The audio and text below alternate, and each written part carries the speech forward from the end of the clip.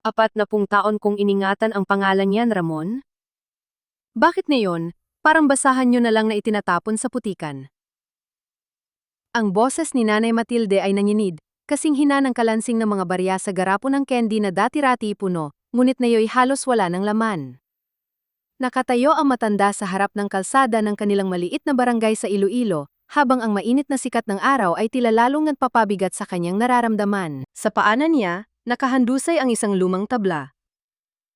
Matilde's Sari-Sari Store. Ang mga titik na ito ay unti-unti nang nabubura ng panahon, ngunit para kay Matilde, bawat gasgas doon ay may kwento. Iyon ang tablang naging saksi sa puyat niya, sa bawat butil ng bigas na tinimbang niya para mapaaral ang kaisa-isang anak na si Ramon. Iyon ang tablang pundasyon ng kanilang buhay. Ngunit ngayon, tinatapakan na ito ng dumi ng mga trabahador. Nanay, huwag na po kayong gumawa ng eksena rito sa harap ng bahay. Nakakahiya sa mga kapitbahay, sagot ni Ramon, habang hindi man lang makatingin ng diretsyo sa mga mata ng kanyang ina. Nakayuko ang lalaki, tila mas interesado sa semento kaysa sa sakit na nararamdaman ng babaeng nagluwal sa kanya. Eksena? Ramon, ito ang buhay ko. Dito kita pinalaki. Dito ko kinuha ang panggatas mo, ang matrikula mo, pati na ang pangkasal niyo ni Clarissa. Sambit ni Matilde, habang tinuturo ang bakanting pwesto sa itaas ng pintuan kung saan dati nakasabit ang kanyang dangal. Ay naku, Nanay Matilde, masyado po kayong madrama. Isang matalas at maarte na boses ang pumutol sa usapan.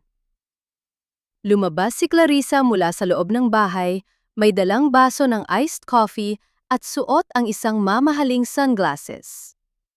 Lumingon siya sa mga trabahador at sumigaw. Oy, bilisan niyo riyan. Ibitin niyo na yung bagong karatula. Gusto ko, bago mag-2:00, nakasabit na yan.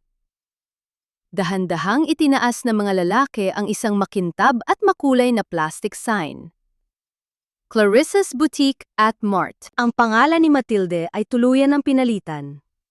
Hindi lang ang tindahan ang binabago. Tila pati ang pagkatao niya ay unti-unting binubura sa sarili niyang pamamahay. Ramon, anak! Bulong ni Matilde, hinawakan ang braso ng anak. Bakit niyo dinagawa ito?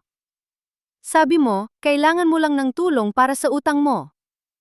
Sabi mo, pansamantala lang. Bago pa makasagot si Ramon, muling sumingit si Clarissa, ang kanyang tinig ay tila lason na dahan-dahang kumakalat. Nanay, isipin niyo na lang na retirement niyo na ito. Masyado na kayong ulyanin. Nakakalimutan niyo na ang presyo ng asukal, nakakalimutan niyo na ring magsukli ng tama. Nung nakaraang linggo lang, muntik niyo nang masunog ang kusina dahil naiwan niyo ang kalan, di ba? Napatitig si Matilde sa manugang. Hindi totoo yan. Pinatay ko ang kalan, Clarissa. Alam ko ang ginagawa ko. Talaga po ba? Ngumiti ng nakakaloko si Clarissa. Sabi ni Doc Rivera, normal lang yan sa edad nyo.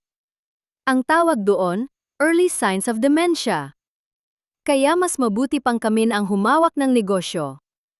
Para hindi kayo mapagod, at para hindi rin malugi ang pamilya. Dementia.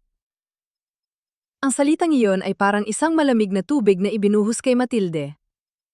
Alam niyang malinaw ang kanyang isip. Alam niyang tanda niya ang bawat utang ng mga kapitbahay sa lumang notebook niya. Ngunit bakit tila ang sarili niyang anak ay naniniwala sa kasinungalingang ito? Ramon, maniniwala ka ba sa kanya?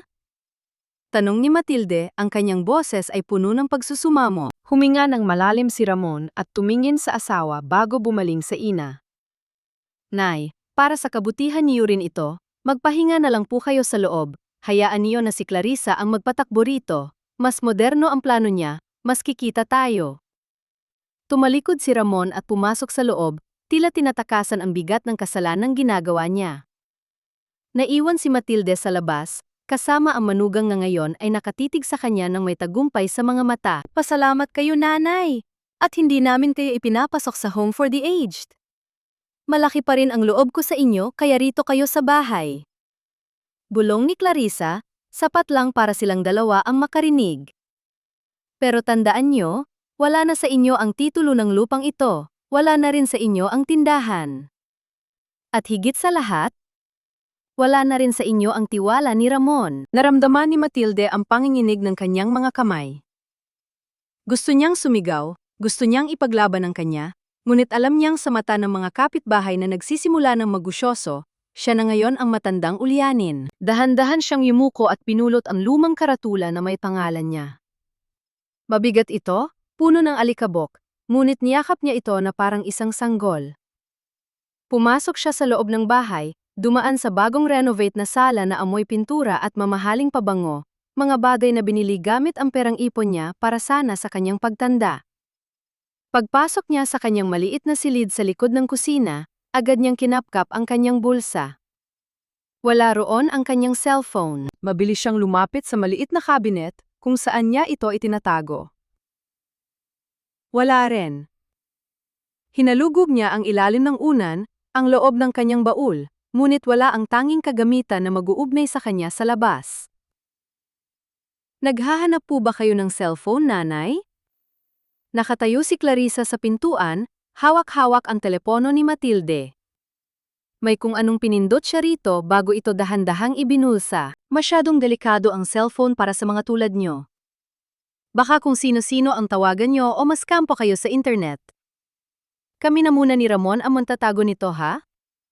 Kung may kailangan kayo, sabihin nyo lang sa amin. Ibigay mo sa akin yan, Clarissa, wala kang karapatan. Sigaw ni Matilde, susugod sana siya ngunit mabilis na isinara ni Clarissa ang pinto. Klak. Nanlaki ang mga mata ni Matilde. Ang tunog ng trangka. Hindi lang ang tindahan ang kinuha sa kanya.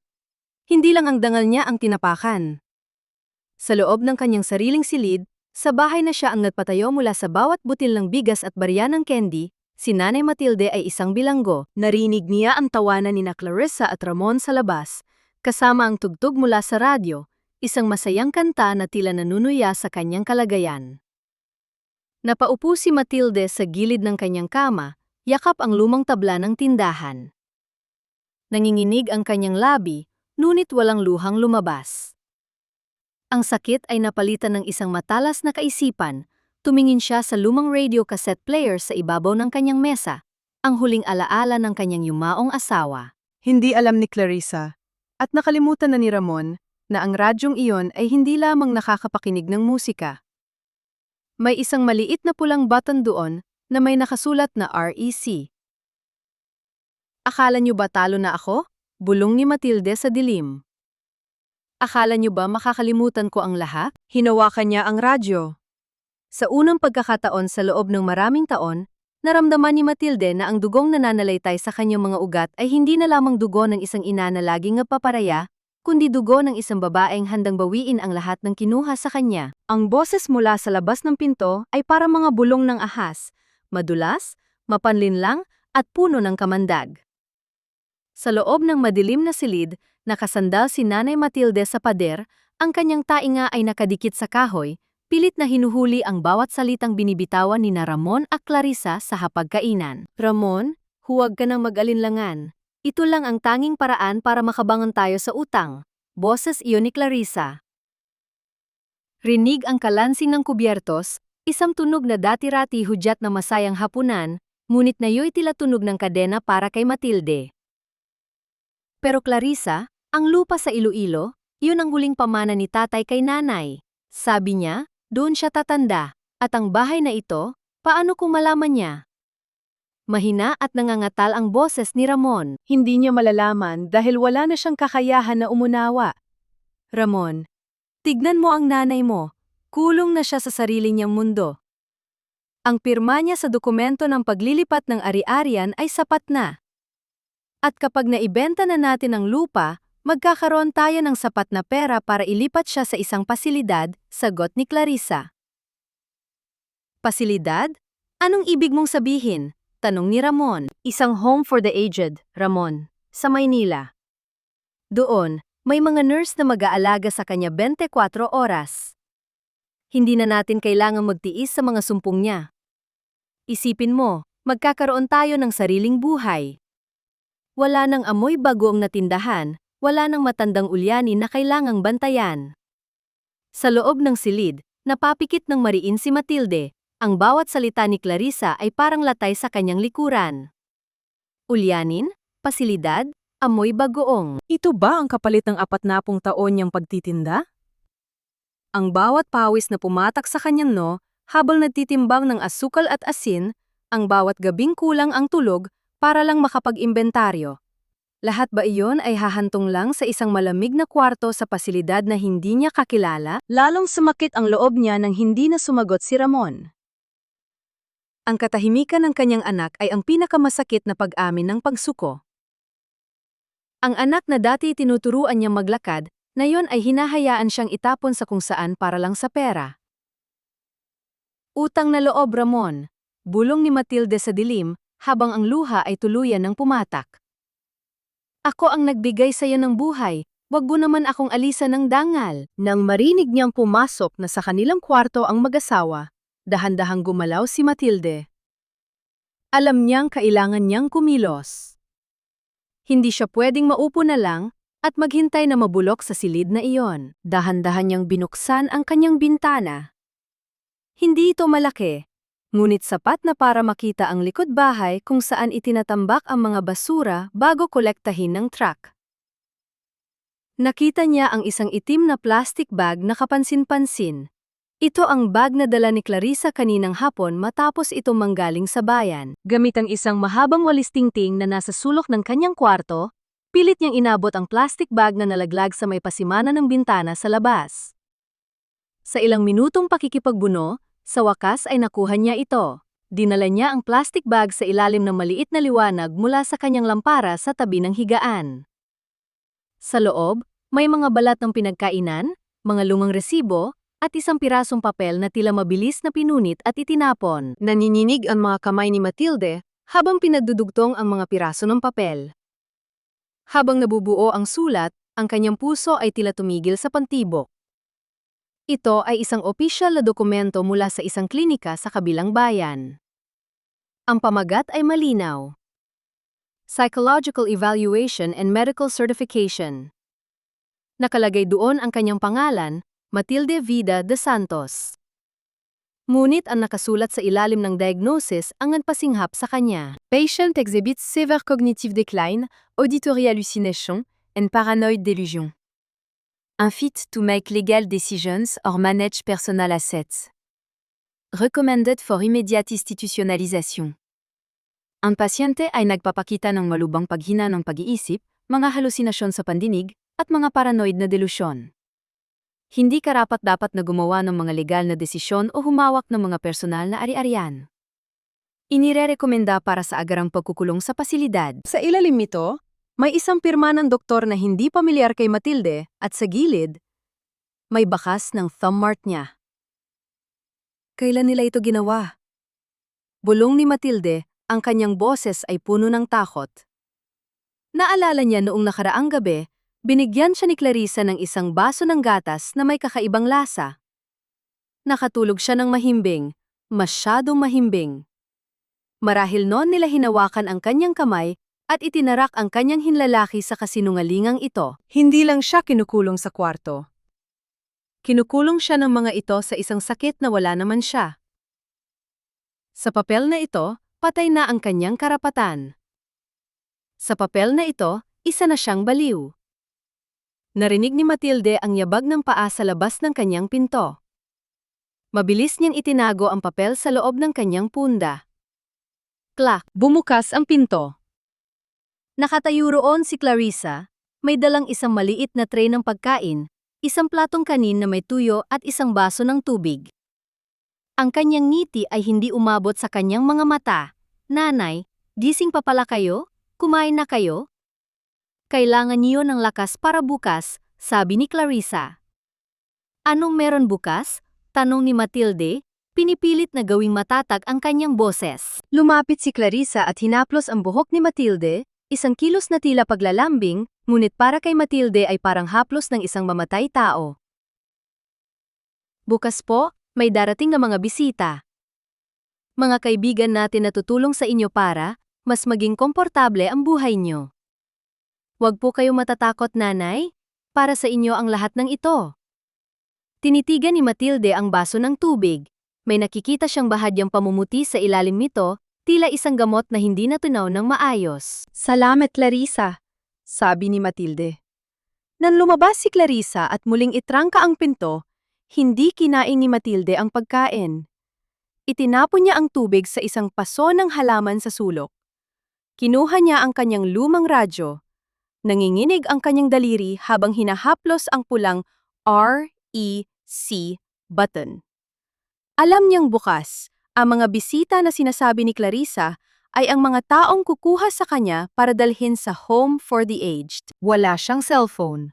Wala siyang kakampi. Ang tanging hawak niya ay ang katotohanang nakasulat sa punda ng kanyang unan at ang radyong ito na magsisilbing kanyang tanging saksi. Ramon. Clarissa.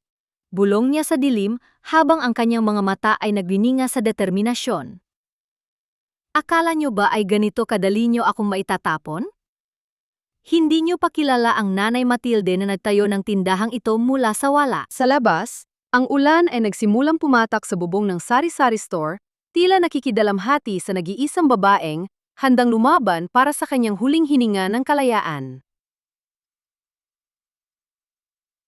Ang tunog ng susi sa labas ng pinto ay tila isang haton ng kamatayan para kay Nanay Matilde. Umaga na, at ang liwanag na pumapasok sa maliit na bintana ay hindi nagdala ng pag-asa, kundi takot. Pumasok si Clarissa, may suot na plastik na ngiti. Nanay, gising na po kayo, narito na ang doktor. Sabi ko naman sa inyo, gusto lang namin kayong gumaling. Sa likod ni Clarissa ay isang lalaking nakabarong Tagalog, may bitbit na itim na bag. Good morning, Nanay Matilde. Ako si Dr. Rivera. Sabi ng lalaki. Ang kanyang boses ay malumanay, ngunit ang kanyang mga mata ay hindi tumitingin ng diretsyo sa matanda. May kung anong kakaiba sa kilos niya. Tila ba mas interesado siya sa bahay kaysa sa pasyente. Nakatayo sa tabi ng pinto si Ramon, nakayuko pa rin. Hindi siya makatingin sa ina. Ang pananahimik niya ay tila isang lason na dahan-dahang pumapatay sa puso ni Matilde. Nanay, tatanungin lang kayo ni doktor, ha? Sagutin niyo lang ng maayos, sabi ni Ramon. Ang boses ay tila may halong pakiusap at kahihiyan. Naupo si Dr. Rivera sa tabi ng higaan ni Matilde. Nanay, alam niyo ba kung anong araw ngayon? O kung nasaan kayo? Tinitigan ni Matilde ang doktor. Gusto niyang sumigaw. Gusto niyang sabihin. Alam ko kung anong ginagawa niyo. Alam kong peke ang dokumentong yon. Ngunit biglang pumasok sa isip niya ang babala sa kanyang punda. Kung magpapakita siya ng galit, kung magsisigaw siya, iisipin nilang tama ang diagnosis, paranoid delusions. Violent tendencies. Gagamitin nila ang katotohanan laban sa kanya. Ngayon ay Martes. Mahinang sagot ni Matilde, pinipilit na gawing kalmado ang kanyang boses. Nasa bahay ako, sa Iloilo. Nagkatinginan sina Clarissa at Dr. Rivera. Bahadyang tumango ang doktor at may isinulat sa kanyang clipboard. Nakakalimutan niyo na po ba ang mga pangalan ng tao sa paligid niyo? Sabi ni Clarissa, minsan daw ay hindi niyo na siya nakikilala? Tanong muli ng doktor. Hindi totoo yan, mabilis na sagot ni Matilde. Kilala ko siya. Siya ang asawa ng anak ko na gustong kumuha ng tindahan ko. Biglang tumawa ng pilit si Clarissa. Ayan na naman po siya, Dok. Ganyan po siya palagi. Akala niya, lahat kami ay talaban niya. Paranoid na po talaga. Nanay, relax lang po tayo. Sabi ni Dr. Rivera, habang kumukuha ng isang maliit na flashlight mula sa bag niya.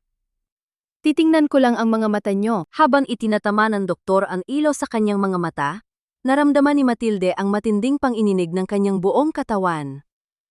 Hindi ito eksaminasyon. Ito ay isang seremonya ng pagpapatibay sa isang kasinungalingan. Nakikita niya sa mga mata ng doktor ang katotohanan, hindi ito isang tunay na medical na pagsusuri. Si Dr. Rivera ay binayaran. Ramon, kailangan nating lagdaan ang mga papeles para sa gamot ni nanay, sabi ni Dr. Rivera matapos ang ilang minuto. Base sa obserbasyon ko, lumalala na ang kanyang kondisyon. Hindi na siya ligtas na maiwan ng mag-isa. Doc, sigurado po ba kayo? Tanong ni Ramon, bakas ang pangamba sa kanyang muka. Ramon, doktor ang kausap mo, hindi yan nagkakamali, sigaw ni Clarissa. Sabi ko na sa'yo, hindi na natin siya pwedeng alagaan dito. Kailangan niya ng professional help. Dun ay nagkaroon ng matalas na desisyon si Matilde. Kung lalaban siya bilang isang matalinong babae, matatalo siya ng kanilang mga papeles. Ngunit kung tatanggapin niya ang papel na ibinigay nila sa kanya, baka magkaroon siya ng pagkakataon na makita ang kanilang susunod na hakbang. Sino ka? Biglang tanong ni Matilde, itinuon ang tingin sa isang bakanting sulok ng kwarto. Bakit ka narito? Umalis ka! Natigilan ang lahat. Nanay? Sinong kausap mo? Tanong ni Ramon, lumalapit sa kanya. Ang asawa ko! Si Manuel! Sabi ni Matilde, ang kanyang boses ay tila bata na natatakot. Manuel, bakit mo sila hinahayaang gawin ito sa akin? Niyakap ni Matilde ang kanyang sarili at nagsimulang umugoy-ugoy sa higaan. Sa loob ng kanyang isip, humihingi siya ng tawad sa kanyang yumaong asawa dahil ginagamit niya ang pangalan nito sa isang palabas. Ngunit ito na lang ang tanging paraan. Nakita mo na, Ramon? Bulong ni Clarissa, ang boses ay puno ng tagumpay. Nakikipag-usap na siya sa patay. Tumalikod si Dr. Rivera at lumabas ng kwarto kasama sina Clarissa at Ramon para pag-usapan ang susunod na hakbang. Iniwan nilang bahagyang nakabukas ang pinto sa pag-aakalang wala ng kakayahan si Matilde na makinig o makaunawa. Mabilis na tumayo si Matilde at lumapit sa pinto, bit-bit ang kanyang radyo. Pinindot niya ang rec button sa gitna ng katahimikan. Doc, kailan ba maibebenta ang lupa kapag nailipat na siya sa Maynila? Boses iyon ni Clarissa mula sa sala. Kapag naibigay ko na ang final certification na legally incapacitated siya, pwede nang pirmahan ni Ramon ang deed of sale bilang kanyang legal guardian. Pero siguraduhin niyo lang na hindi siya makakatakas o makakausap ng kahit sino sa barangay, sagot ni Dr. Rivera. At ang share ko, huwag niyong kakalimutan. Makakaasa ka, Doc. Sa oras na maibenta ang lupang iyon sa Iloilo, malaki ang makukuha mo, sabi ni Clarissa. Ramon, pirmahan mo na ito, para sa ating lahat ito. Narinig ni Matilde ang paggasgas ng panulat sa papel. Ang tunog ng pagbebenta sa kanyang huling ari-arian. Ang tunog ng pagtataksil ng sarili niyang dugo. Bumalik si Matilde sa kanyang higaan, naninginig ang mga kamay habang hawak ang radyo. Mayroon na siyang ebidensya, mayroon na siyang boses ng mga taong nagtatangkang magnakaw ng kanyang buhay. Ngunit may isang problema. Paano niya ito ilalabas? Paano siya makakarating sa barangay kung ang bawat pinto ay nakakubli at ang bawat kilos niya ay binabantayan? Biglang may kumatok sa bintana ng kanyang silid, isang mahina at ritmikong katok. Nanay Matilde? Nanay, naririnig niyo ba ako? Isang pamilyar na boses. Si Lorenzo, ang delivery boy na laging nagdadala ng supply sa kanyang tindahan. Ang lalaking akala niya ay basta trabahador lang, ngunit na yon ay tila isang anghel na bumaba mula sa langit. Lorenzo? Bulong ni Matilde, lumalapit sa bintana.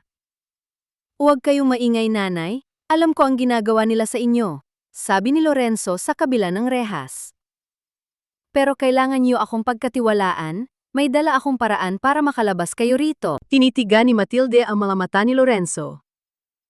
May kung anong pakaiba sa tingin ng binata, tila may malalim itong galit na itinatago, isang galit na hindi para sa kanya, kundi para kay Clarissa. Bakit mo ako tinutulungan, Lorenzo? Tanong ni Matilde. Ngumiti ng mapait si Lorenzo. Dahil ang hustisya, nanay, ay hindi lang para sa inyo, para rin ito sa akin. Inabot ni Lorenzo ang isang maliit na pirasong papel sa pagitan ng mga rehas. Basahin niyo ito kapag wala na sila. Dito nakasalalay ang kaligtasan niyo. Nang umalis si Lorenzo, naiwan si Matilde na hawak ang papel, ngunit bago pa niya ito mabuksan, narinig niya ang pagpihit ng trangka ng kanyang pinto. Mabilis niyang itinago ang papel sa ilalim ng kanyang radyo. Pumasok si Clarissa, May bitbit na isang baso ng gatas. Nanay, inumin nyo na ito. Para mahimbing ang tulog nyo. Bukas, mahaba ang lalakbayin natin. Tinitigan ni Matilde ang gatas. Alam niyang ito na ang huling gabi niya sa bahay na ito. Bukas, maaring nasa biyahe na siya patungong Maynila, patungo sa isang kulungang hindi na siya makakalabas. Salamat, Clarissa, sabi ni Matilde, pilit nang umingiti habang tinatanggap ang baso. Ngunit sa loob-loob niya, alam ni Matilde ang isang bagay na hindi alam ni Clarissa. Ang may sakit na matanda ay handa ng sumabog. At sa oras na pumutok ang katotohanan, walang lupang sapat na malawak para pagtaguan ang kanilang mga kasalanan. Ang gabi ay balot ng katahimikan, maliban sa mahinang tunog ng mga kuliglig at ang malayong ingay ng perya para sa darating na fiesta. Sa loob ng kanyang silid, tinitigan ni Nanay Matilde ang baso ng gatas na iniwan ni Clarissa. Ang puting likido ay tila nagbabala sa kanya, isang malinis na anyo ng isang maruming bala. Dahan-dahan siyang tumayo at lumapit sa paso ng kanyang halaman sa tabi ng bintana. Ibinaliktad niya ang baso. Pinanood niyang sipsipin ng lupa ang gatas na may halo ng gamot, ang huling sandata ni Clarissa para tuluyan siyang mapatahimik. Hindi mo ako mapapatulog ngayong gabi, Clarissa. Bulong niya sa hangin. Dahil ngayong gabi, madigising ang lahat ng alaala ng bahay na ito. Naupo si Matilde sa sahig, isinandal ang kanyang likod sa malamig na dingding na gawa sa kahoy. Hinaplos niya ang bawat ukit at gasgas sa sahig. Naalala niya kung paano nila itinayo ang maliit na tindahang ito ni Manuel, ang kanyang yumaong asawa. Nagsimula sila sa isang maliit na mesa, ilang pirasong delata, at isang sako ng bigas. 40 taon. 40 taon niyang tiniis ang init ng araw at puyat para lang mapalago ang negosyo. Dito sa tindahang ito, narinig niya ang unang tawa ni Ramon habang naglalaro sa ilalim ng estante ng mga biskwit. Dito niya binilang ang bawat sentimong pinaghirapan niya para mabili ang unang pares ng sapatos ng anak, para pambayad sa matrikula, at para sa bawat handa tuwing kaarawan nito. Para kay Matilde, ang sari-sari store ay hindi lamang gusali. Ito ay isang buhay na saksi ng kanyang pagmamahal bilang isang ina.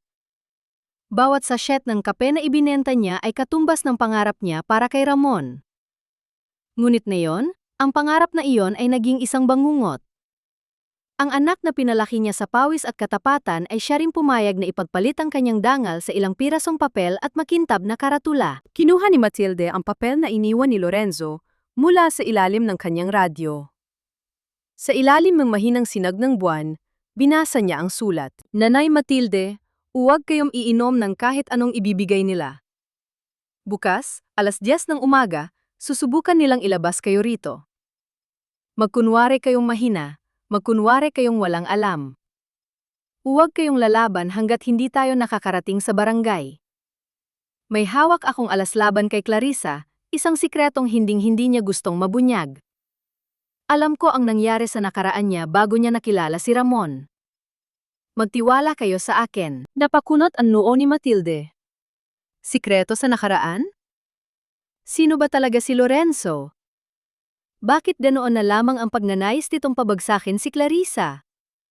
May kung anong kaba ang gumapang sa dibdib ni Matilde. Sa mundong ito, tila wala ng libreng tulong. Ngunit wala na siyang ibang mapagpipilian. Si Lorenzo ang tanging pintuan niya palabas ng kulungang ito. Muli niyang hinawakan ang kanyang radyo. Niyakap niya ito ng mahigpit. Ito na lamang ang tanging koneksyon niya kay Manuel. Naalala niya ang boses ng asawa tuwing gabi habang nakikinig sila ng balita sa radyong ito. Matilde, huwag mong hahayaang mawala ang tindahang ito, sabi ni Manuel noon. Ito ang pamana natin kay Ramon.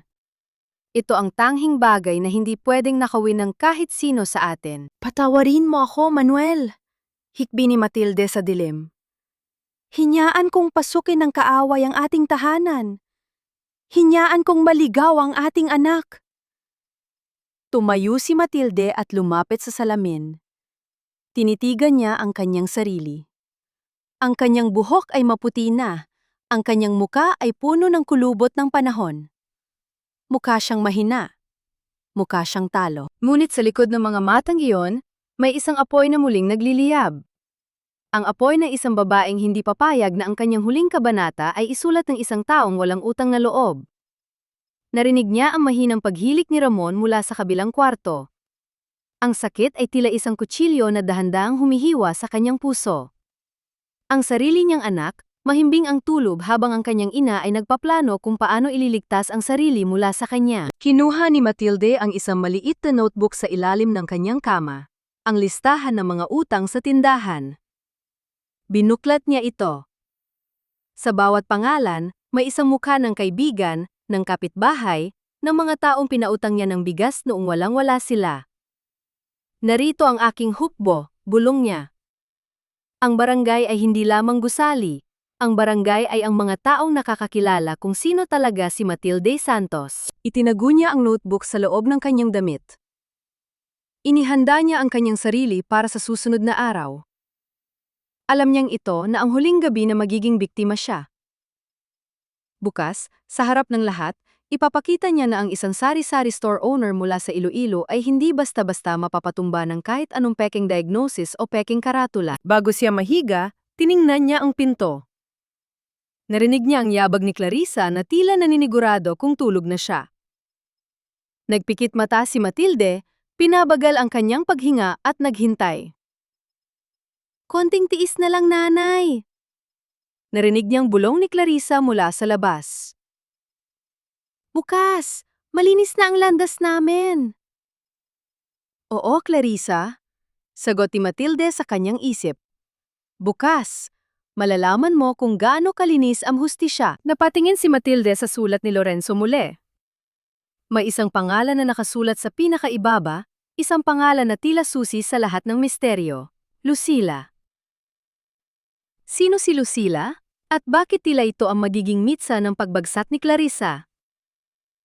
Sa huling sandali bago sumikat ang araw, ang katanungang ito ang tanging nagpabigat sa isip ni Matilde, habang ang radyo sa kanyang tabi ay nanatiling handa na maging saksi sa pinakamalaking laban ng kanyang buhay. Sikat na ng araw sa Iloilo, at ang simoy ng hangin ay may halong amoy ng inihaw na litson at bulaklak para sa fiesta.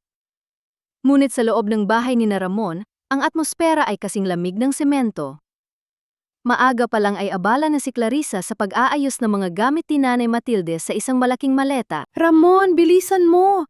Darating na ang sundo ni Nanay sa loob ng 2 oras. Ayokong magkaroon ng aberya kapag nakita ng mga kapitbahay na isinasakay siya sa puting van. Bulyaw ni Clarissa habang mabilis na isinisiksik ang mga duster at kumot ni Matilda. Nakatayo si Matilde sa pintuan ng kanyang silid. Ang kanyang buhok ay sadyang ginulo at ang kanyang tingin ay tila malayo.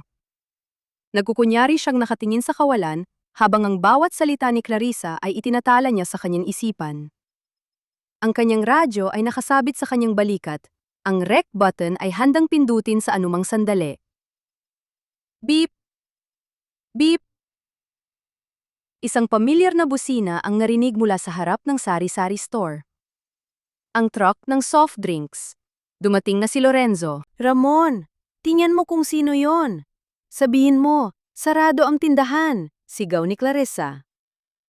Ngunit bago pa makakilos si Ramon, mabilis na lumabas si Matilde.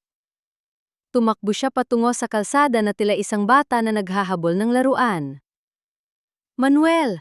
Manuel! Narito na ang mga order natin, sigaw niya, ginagamit ang pangalan ng kanyang yumaong asawa. Nanay, bumalik kayo rito. Habol ni Ramon, ngunit huli na. Marami ng kapitbahay ang nakatingin. Nakarating si Matilde sa tapat ng truck ni Lorenzo. Ang binata ay pababa na, may bitbit na case ng bote. Nang magtagpo ang kanilang mga mata, may isang mabilis na sinya si Lorenzo, isang kindat na tila nagsasabing, handa na ako. Nanay Matilde, ito na po ang mga order nyo, malakas na sabi ni Lorenzo para marinig ng mga usyosong kapitbahay. Lumapit siya kay Matilde at habang nagkukunyaring inaalalayan ang matanda, may ibinulong siya. Ang Lucila na tinutukoy ko, siya ang tunay na ina ni Clarissa. Hindi namatay ang mga magulang niya sa sunog, gaya ng sinabi niya kay Ramon. Iniwan niya ang nanay niyang bulag at may sakit sa isang barong-barong sa kabilang probinsya para magkunwaring mayamang ulila. Nanlaki ang mga mata ni Matilde sa ilalim ng kanyang pagpapanggap. Kasinungalingan. Ang buong pagkatao ni Clarissa ay isang malaking kasinungalingan. Nanay, halika na po sa loob! Hila ni Ramon sa braso ni Matilde. Galit na nakatingin si Clarissa mula sa teras. Halatang nanginginig sa takot na baka may masabi ang matanda. Salamat, Lorenzo. Salamat sa asukal. Tawa ni Matilde, muling nagbabalat kayo bilang ulyanin. Bago siya mahila ni Ramon papasok, mabilis na iniabot ni Lorenzo ang isang maliit na folder na nakatago sa ilalim ng resibo ng delivery. Ito ang mga litrato ni Lucila at ang orihinal na birth certificate ni Clarissa. Ang tunay niyang pangalan ay Clarita Punsalan. Gamitin niyo ito sa barangay. Nang makapasok sa loob ng bahay, mabilis na tinungo ni Matilde ang kanyang silid bago pa siya ma-inspect ni Clarissa. Itinago niya ang folder sa ilalim ng lumang notebook ng utang na nakasuksok sa kanyang bewang. Ano yung ibinigay sa'yo ng delivery boy na yon? Tanong ni Clarissa na biglang sumulpot sa likuran niya. Ang boses nito ay matalas, puno ng hinala. Hinarap siya ni Matilde na may malaking ngiti, habang hawak ang isang pirasong candy na kinuha niya sa garapon kanina. Gusto mo, Clarissa? Matamis ito, parang mga salita mo. Hinablot ni Clarissa ang candy at itinapon sa sahig. Wala akong panahon sa laro mo, matanda ka. Sa loob ng isang oras, mawawala ka na rito. At kapag nakaalis ka na, sisiguraduhin kong hindi mo na makikita ang sikat ng araw sa Iloilo. Lumabas si Clarissa at padabog na isinara ang pinto. Narinig ni Matilde ang pag-uusap ng mag-asawa sa sala. Ramon, kailangan nating bilisan. Parang may kakaiba sa delivery boy na yon. Baka kung ano ang ituro sa nanay mo, sabi ni Clarissa.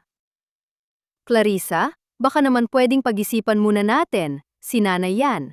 Sagot ni Ramon, ang boses ay puno ng pag-aalinlangan. Wala nang pag-iisipan. Pinirmahan mo na ang mga papel. Wala na tayong pera, Ramon.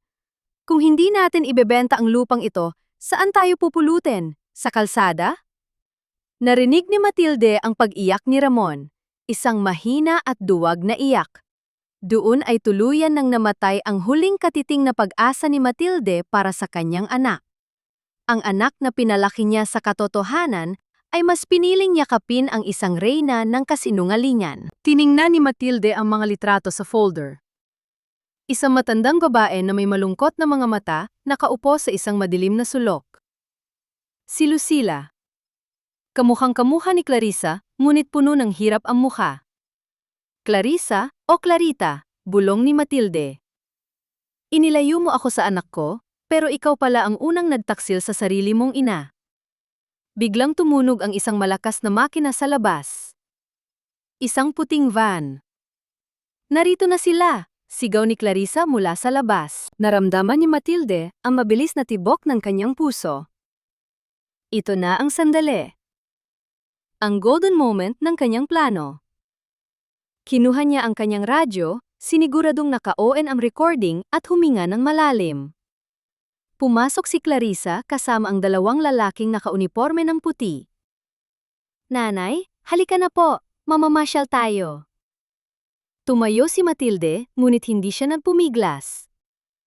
Sa halip, hinawakan niya ang kamay ni Clarissa at mumiti ng napakaganda, isang ngiting nagpatahimik sa buong kwarto. Sige Clarita, mamasyal tayo, direkta sa barangay. Natigilan si Clarissa. Ang pangalang Clarita ay tila isang kidlat na tumama sa kanya. Namutla siya, ang kanyang labi ay nanginig. Anong tawag mo sa akin? Ngunit bago pa makasagot si Matilde, binuhat na siya ng dalawang lalaki. Ang huling nakita ni Matilde bago isara ang pinto ng van ay ang muka ni Clarissa na puno ng takot, at ang muka ni Lorenzo na nakatanaw mula sa malayo, may hawak na cellphone at kumukuha ng video. Ang labanan ay hindi na lamang tungkol sa isang sari-sari store. Ito ay tungkol na sa isang madilim na nakaraan na pilit ibinabaon, ngunit na yon ay pilit na hinuhukay ng isang matandang ulyanin. Ang loob ng puting van ay amoy gamot at luma. Nakaupo si Nanay Matilde sa gitna ng dalawang lalaking tagapangalaga, habang si Clarissa at Ramon ay nasa harap. Ang bawat pagyanig ng sasakyan ay tila pagyanig din ng mundo ni Matilde, ngunit nanatili siyang tuwid ang upo, yakap ang kanyang radyo na parang isang banal na relikya. Sa rearview mirror, nakikita ni Matilde ang mga mata ni Clarissa. Hindi na ito ang mga matang puno ng panghahamak, ito ay mga matang puno ng hilakbot. Ang pangalang Clarita ay tila isang sumpa na bumabalot sa leeg ng kanyang manugang. Ramon, bakit? Bakit tumitigil ang van? Tanong ni Clarissa, ang boses ay nanginginig. May checkpoint daw sa unahan, Clarissa. Fiesta kasi, maraming sasakyan. Sagot ni Ramon, na tila walang kamalay-malay sa tensyong namumuo sa likuran niya. Biglang may kumatok sa bintana sa gilid ni Clarissa. Nanlaki ang mga mata nito nang makita ang muka ni Lorenzo. Nakasakay ang binata sa kanyang motor, suot ang helmet ngunit nakataas ang visor. May iniabot siyang isang pirasong papel kay Clarissa. Naiwan niyo po ito sa tindahan, ma'am? O baka dapat kong sabihing, Ate Clarita? Malakas na sabi ni Lorenzo. Ang salitang ate ay tila isang sampal sa muka ni Clarissa. Umalis ka rito! Ramon, paandarin mo ang sasakyan! Sigaw ni Clarissa, nungit huli na. Napatingin na si Ramon kay Lorenzo. Ate? Lorenzo, anong sinasabi mo? Magkakilala ba kayo ni Clarissa? Tanong ni Ramon, lito at nagsisimulang maghinala. Hindi sumagot si Lorenzo. Sa halip, tumingin siya kay Nanay Matilde at tumango. Isang senyas na nagsasabing kailangan na nilang kumilos. Mabilis na pinaharurot ni Lorenzo ang kanyang motor patungo sa direksyon ng barangay hall. Clarissa, ano bang nangyayari? Sino ba talaga si Lorenzo? Giit ni Ramon, itinigil ang van sa gilid ng kalsada. Wala, isang hamak na delivery boy lang yan na gustong manggulo. Sigaw ni Clarissa, pilit na itinatago ang kanyang mukha. Paandarin mo na ito, Ramon? Kailangan na nating ihatid si nanay. Dito na nadpa siya si Matilde na wakasan ang kanyang pagpapanggap na ulyanin. Inayos niya ang kanyang upo at tumingin ng diretso kay Ramon. Sa pamamagitan ng salamin, Ramon, anak, hindi ako ulyanin. at ang asawa mo, hindi siya ang taong akala mo, sabi ni Matilde. Ang kanyang boses ay malinaw, matatag, at puno ng otoridad, ang boses ng Nanay Matilde na kinatatakutan at iginagalang sa palengke. Natigilan si Ramon. Nay, ang galing niyo na? Hindi ako kailanman nagkasakit, Ramon. Pinilit lang nila akong magmukhang may sakit para makuha ang lupa natin, pagpapatuloy ni Matilde. Inilabas niya ang folder na ibinigay ni Lorenzo, Clarissa, o Clarita Punsalan, narito ang katotohanan tungkol sa nanay mong si Lucila. Ang nanay na itinanggi mo at hinaya ang mabulok sa hirap habang nagpapakasasaka sa pera ko. Manahimik ka, matanda ka, susugod sana si Clarissa sa likuran, ngunit pinigilan siya ni Ramon. Hayaan mo siyang magsalita, Clarissa. Sigaw ni Ramon. Sa unang pagkakataon, nakitaan ni Matilde ng tapang ang kanyang anak. Binuklat ni Matilde ang folder at binasa ang isang lumang sulat na nakalakip doon. Ngunit habang binabasa niya ito, unti-unting nagbago ang ekspresyon ng kanyang mukha. May isang katotohanang hindi sinabi ni Lorenzo sa kanya. Kay Lucila, ang aking kaisa-isang pag-ibig. Patawarin mo ako kung hindi ko mapakasalan ang ating anak na si Clarita dahil may pamilya na ako sa Iloilo. Ngunit itong lupang kinalalagyan ng aking tindahan, ito ang pamana ko sa kanya. Ang sulat ay may pirma ng asawa ni Matilde, si Manuel. Nabitawan ni Matilde ang papel. Ang mundong pilit niyang ipinaglalaban ay tila gumuho sa isang iglap. Si Clarita, ay anak ni Manuel sa labas. At si Lorenzo, kinuha ni Matilde ang isa pang dokumento. Isang birth certificate. Si Lorenzo ay anak din ni Lucila sa ibang lalaki matapos silang maghiwalay ni Manuel. Si Lorenzo at Clarissa ay magkapatid sa ina, at si Lorenzo ay narito hindi para tulungan si Matilde dahil sa awa, kundi para bawiin ang mana na inaakala niyang sa kanila ni Clarissa. Na yon alam mo na, Nanay Matilde? tawa ni Clarissa, isang tawang puno ng pait at tagumpay. Hindi lang ako isang manugang nagahaman. Ako ang anak na itinago ng asawa mo. Ang lupang ito? Hindi ito sa'yo, sa akin ito. At si Lorenzo? Ginamit ka lang niya para makuha ang ebidensyang kailangan namin. Para patunay ang anak ako ni Manuel. Napatingin si Matilde sa labas. Nakita niya si Lorenzo na nakatigil sa di kalayuan, nakatingin sa van na may malamig na ngiti. Naisahan siya. Ang taong akala niya ay anghel na tagapagligtas ay isa palang lobo na naghahanap din ng parte sa kanyang huling ari-arian. Naramdaman ni Matilde ang bigat ng traidor na tadhana. Ang asawang minahal niya ay may lihim na anak, at ang anak na yon ang siyang sumisira sa kanya ngayon. Nay, totoo ba ito? Tanong ni Ramon. Ang boses ay puno ng panghinginig. Kapatid ko si Clarissa? Hindi tayo magkapatid sa dugo, Ramon. Magkaiba ang nanay natin. Sigaw ni Clarissa. Pero ang lupang ito, ayon sa batas at sa sulat na yan, ay dapat mapunta sa akin bilang anak ni Manuel. Sa gitna ng kaguluhan, muling hinawakan ni Matilde ang kanyang radyo. Naramdaman niya ang ukit ng REC button sa kanyang daliri. Pinindot niya ito. Makinig kayong dalawa, sabi ni Matilde. Ang boses ay kasing lamig ng yelo. Maaring may lihim si Manuel. Maaring anak ka nga niya Clarissa. Pero ang tindahang iyon, ang bawat pako, bawat tabla, at bawat sentimong pambili ng lupang iyon ay galing sa pawis ko. Hindi kay Manuel, sa akin. Tumingin siya ng matalas kay Clarissa. At ikaw, Lorenzo, kung akala mo ay magiging kasangkapan mo ako sa paghihiganti mo sa kapatid mo, nagkakamali ka. Biglang binuksan ni Matilde ang pinto ng van at bumaba. Kahit masakit ang kanyang mga tuhod, naglakad siya ng mabilis patungo sa barangay hall na tanaw na mula roon. Nanay, saan tayo pupunta? Sigaw ni Ramon. Pupunta ako sa barangay. Sigaw ni Matilde nang hindi lumingon. Doon natin tatapusin ito. At kung kailangang sunugin ko ang lupang iyan para walang makinabang na sinuman sa inyong mga mapagkunyari, gagawin ko. Naiwan sina Clarissa at Ramon sa loob ng van, habang si Lorenzo ay nagsimulang magmaneho patungo sa kanya. Ang labanan ay naging mas komplikado. Hindi na lang ito tungkol sa ari-arian, ito ay tungkol sa isang pamilyang nabuo sa kasinumalingan, at isang matandang babaeng handang wasakin ang lahat para sa kanyang huli piraso ng dignidad. Bawat hakbang ni Nanay Matilde patungo sa barangay hall ay parang paglalakad sa ibabaw ng nagbabagang uling. Masakit ang kanyang mga tuhod, ngunit mas masakit ang katotohanang sumampal sa kanya sa loob ng van. Ang asawa niyang si Manuel, ang lalaking inakala niyang tapat, ay nag-iwan ng lason sa kanyang nakaraan. At ang lasong iyon ay may pangalan, Clarita. Nanay, sandali lang po, mag-usap tayo. Humaharurot ang motor ni Lorenzo at humarang sa kanyang daan. Bumaba ang binata, ang mukha ay hindi na ang maamong delivery boy, kundi isang lalaking desperado. Nanay, akin na ang folder na yan. Utos si Lorenzo, ang boses ay mababa at nadbabanta. Hindi mo alam kung anong laro ang pinasok mo.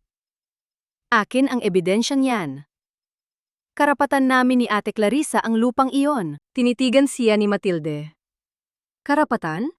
Lorenzo, ang lupang iyon ay binili ko sa barya-baryang kinita ko sa pagtitinda ng tuyo at bagoong.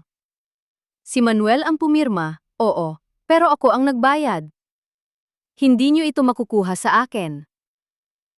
Wala kang laban sa batas, matanda ka. Akma niyang hahablutin ang folder nang biglang sumigaw si Matilde ng napakalakas. Ayoko ng gamot! Ayoko ng gamot! Manuel? Manuel? Iligtas mo ako! Nagtingginan ang mga dumaraang kapitbahay na papunta sa plaza. Natigilan si Lorenzo. Napansin ni Matilde ang takot sa mga mata ng binata, takot na mapansin ng publiko. Dito niya napatunayan ang isang bagay, ang pagkaulyanin niya ay hindi lamang kulungan, kundi isa ring matalas na sandata. Nanay, tumigil kayo!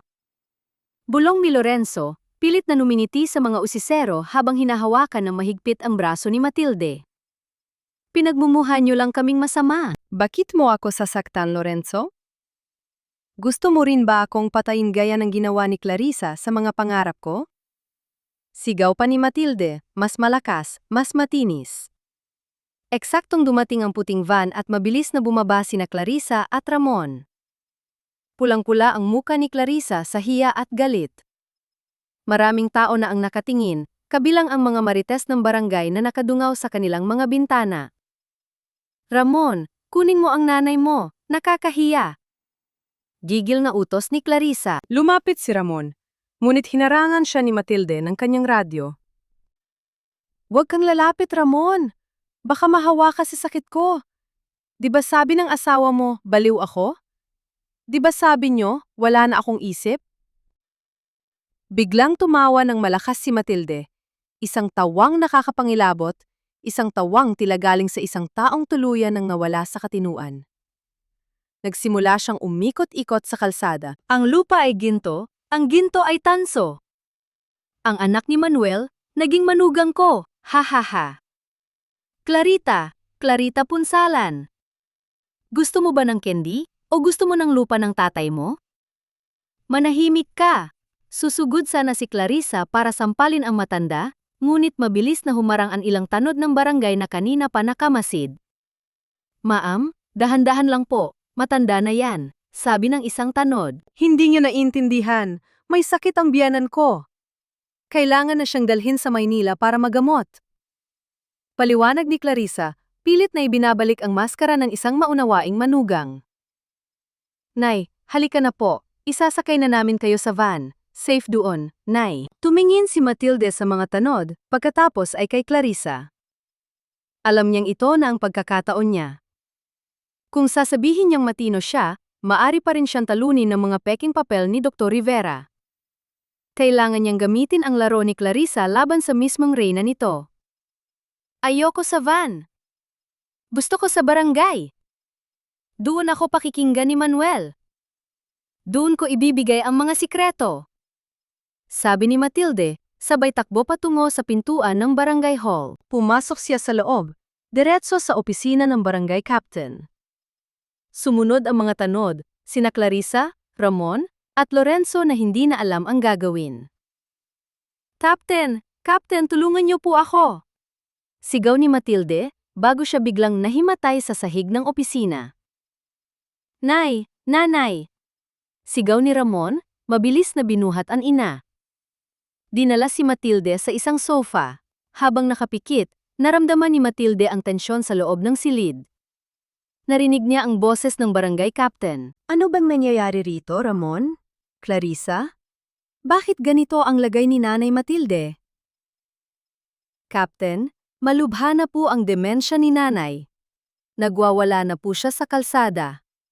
Kanina pa po namin siya sinusubukang pakalmahin para maihatid sa ospital. Sagot ni Clarissa, ang boses ay puno ng peking luha. Tignan niyo po, pati ang mga dokumento ng pamilya, ninanakaw niya dahil akala niya ay kung ano ang mga ito. Totoo ba yan, Lorenzo? Tanong ng captain. Oo po, Captain. Nakita ko po siyang kinukuha ang mga folder sa loob ng bahay kanina. Pagsisinungaling ni Lorenzo. Naramdaman ni Matilde ang pagnanais na bumangon at saksakin ng katotohanan ang mga ito, ngunit nanatili siyang hindi gumagalaw. Sa ilalim ng kanyang damit, ramdam niya ang init ng kanyang radyo, naka-record pa rin ito. Kung ganoon, kailangan natin tawagan ang social worker, sabi ng captain. Huwag na po, Captain. May sundo na po kaming van mula sa Maynila. Kami na po ang bahala sa kanya. Mabilis na sagot ni Clarissa. Ramon, buhatin mo na si Nanay. Ilabas na natin siya habang tulog pa. Naramdaman ni Matilde ang mga kamay ni Ramon na bubuhat sa kanya. Ito na ang cliffhanger ng kanyang plano. Kapag hinayaan niyang mailabas siya, talo siya. Pero kung babangon siya ngayon, baka hindi sapat ang kanyang salita. Biglang bumukas ang pinto ng opisina. Sandali lang po! Isang boses ng babae ang narinig ni Matilde. Isang boses na hindi pamilyar, ngunit puno ng bigat. Ako ang social worker na tinawagan ni Lorenzo kanina. Pero bago ang lahat, may isang tao akong gustong ipakilala sa inyo. Idinilat ni Matilde ang kanyang isang mata ng bahagya. Nakita niya ang isang matandang babae na pumasok sa silid, nakaupo sa isang wheelchair at may takib ang mga mata. Namutla si Clarissa. Tuluyan itong napasandal sa pader. Nanay Lucila? Bulong ni Clarissa. Ang boses ay halos hindi marinig. Dito na biglang nagising si Matilde. Bumangon siya mula sa sofa, hindi bilang isang ulyanin, kundi bilang isang hukom. "Oh, Clarita, bakit ka natatakot?" Tanong ni Matilde, ang boses ay kasing talim ng labaha. "Hindi ba't ito ang bisitang hinihintay natin? Ang tunay na may sakit na itinago mo?" Tumingin si Matilde sa barangay kaptan at inyabot ang kanyang radyo. "Kaptan, bago niyo ako isakay sa van, pakinggan niyo muna ang musika ng aking radyo." Pinindot ni Matilde ang play. Ang boses ni Clarissa na nagpaplano ng pagbebenta ng lupa at ang pag-amin ni Dr. Rivera tungkol sa suhol ay umalingaw-ngaw sa buong opisina. Napako si Clarissa sa kanyang kinatatayuan. Ang presensya ay tapos na. Ang pagpapanggap ni Matilde ay nagbunga ng pinakamalaking ebidensya. Ngunit ang mas malaking tanong, bakit dinala ni Lorenzo si Lucila roon? Ito ba ay tulong o isang panibagong patibong? Ang boses sa radyo ay huminto, ngunit ang gulat sa loob ng opisina ng barangay kaptain ay nanatiling maingay. Ang bawat salita ni Clarissa tungkol sa pagbebenta ng lupa at ang suhol kay Dr. Rivera ay tila mga palasong tumarak sa dangal ng pamilya Santos. Si Ramon ay nakatayo sa gitna. Ang kanyang muka ay parang binuhusan ng malamig na tubig. Tumingin siya kay Clarissa, pagkatapos ay sa kanyang ina na ngayon ay nakatayo ng tuwid, walang bakas ng pagiging ulyanin. "Clarissa, totoo ba ito?" Tanong ni Ramon, ang boses ay paos at puno ng pait.